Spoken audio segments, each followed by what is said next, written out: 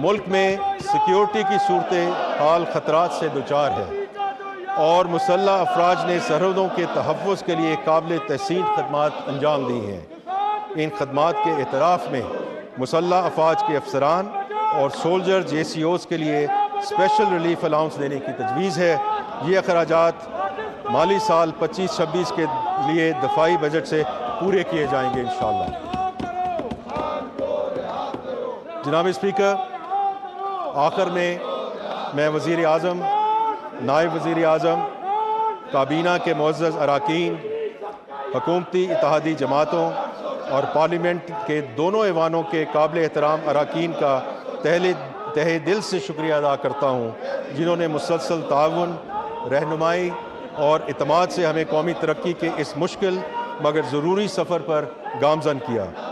میں finance division, FBR، planning division, وزارت قانون اور دیگر متعلقہ اداروں کی انتھک محنت اور پیشہ ورانہ لگن کو خراج تحسین پیش کرتا ہوں، جنہوں نے اس بجٹ کی تیاری میں کلیدی کردار ادا کیا۔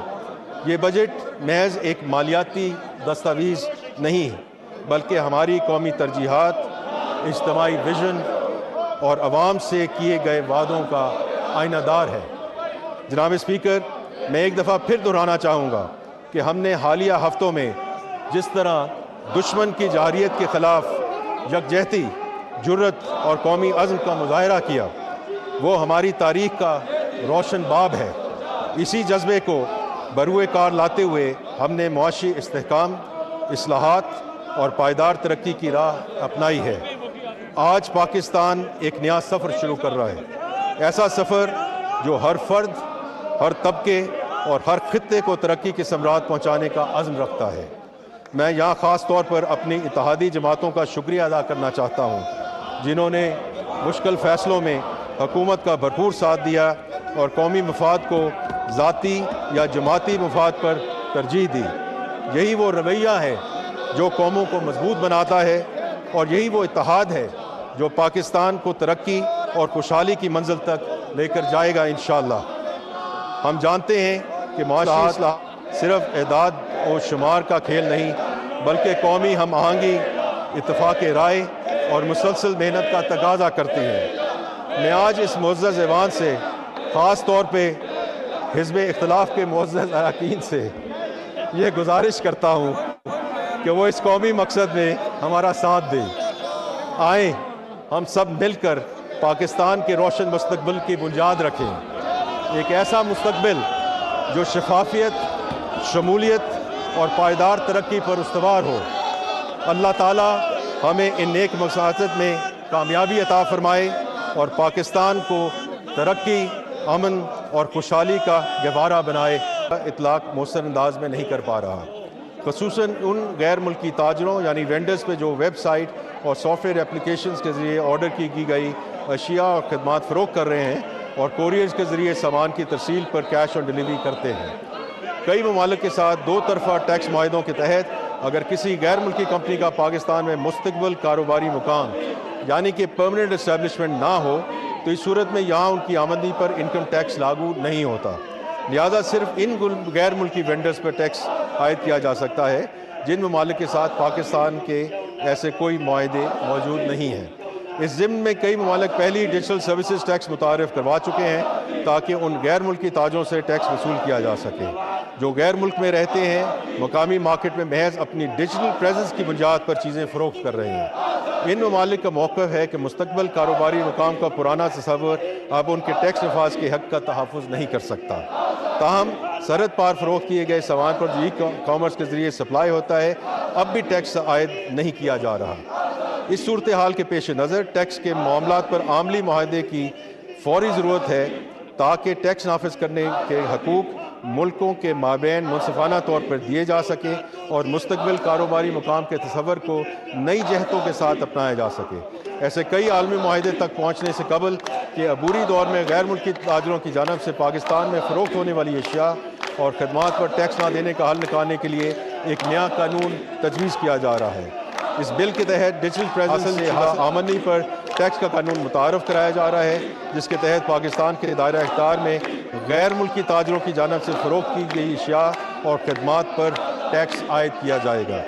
اس قانون کے تحت تمام ادارے بشمول بینک، مالیاتی ادارے، لائسنس یافتہ ایکسچینج کمپنیاں اور دیگر ادائیگی کے ذریعے اس بات کے پابند ہوں گے کہ وہ پاکستان میں باہر سے اشیاء اور خدمات فراہم کرنے والے غیر ملکی تاجروں کو کی جانے والی ڈیجیٹل ادائیگیوں پر 5% ٹیکس وصول کریں۔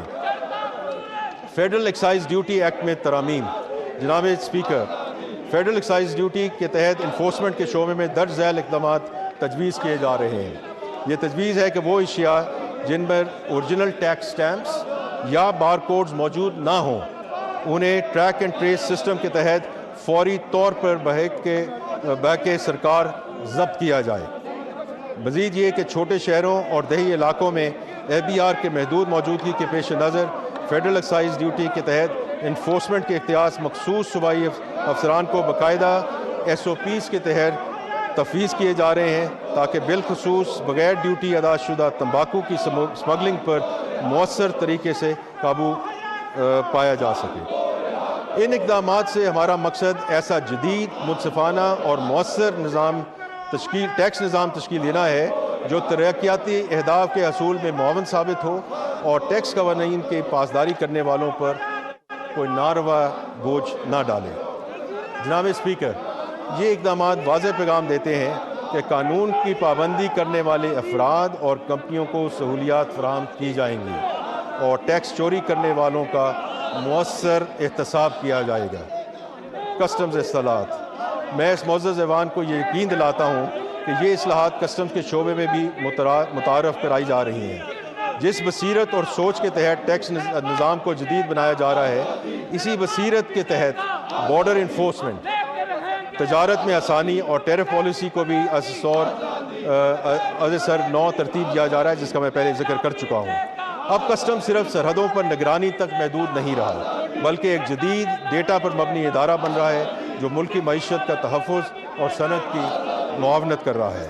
اہم بات یہ ہے کہ اشیاء کی پری ارائیول کلیئرنس کو فروغ دینے، بندرگاہوں پر کلیئرنس میں لگنے والے وقت اور مقدمات میں کمی لانے کے لیے قانونی ترامیم کی جا رہی ہیں۔ یہ تمام اقدامات کسٹمز کو ایک شفاف، مؤثر اور ٹیکنالوجی سے آراستہ ادارہ بنانے کی وسیع تر بصیرت اور سوچ کا حصہ ہے۔ جناب اسپیکر، ہم صرف طریقہ کار کی اصلاحات نہیں کر رہے بلکہ اپنے ریاستی معاشی معاہدے کی بنیادوں کو بھی از سر نو تشکیل کر رہے ہیں۔ یہ تبدیلی ایڈ ہاکزم سے مستقل نظام، مراد کے بجائے کارکردگی اور خاموشی کی بجائے احتساب کی طرف منتقلی ہے۔ ہم ایک ایسا مضبوط، ڈیجیٹل طور پہ مربوط اور انفورسمنٹ پر مبنی ٹیکس نظام مرتب کر رہے ہیں جو قانون کی پاسداری کو فروغ دے، ٹیکس چوری کے راستے بند کرے اور ہماری اقتصادی خود مختاری کو یقینی بنائے۔ یہ اصلاحات آسان نہیں مگر انتہائی ضروری ہے۔ ہم ایک ایسے ٹیکس نظام کی بنیاد رکھ رہے ہیں جو منصفانہ، شفاف اور پاکستان کے عوام کے لیے قابل اعتماد ہو۔ ہم اپنے اس مقصد میں نہایت واضح اور پرعزم ہیں۔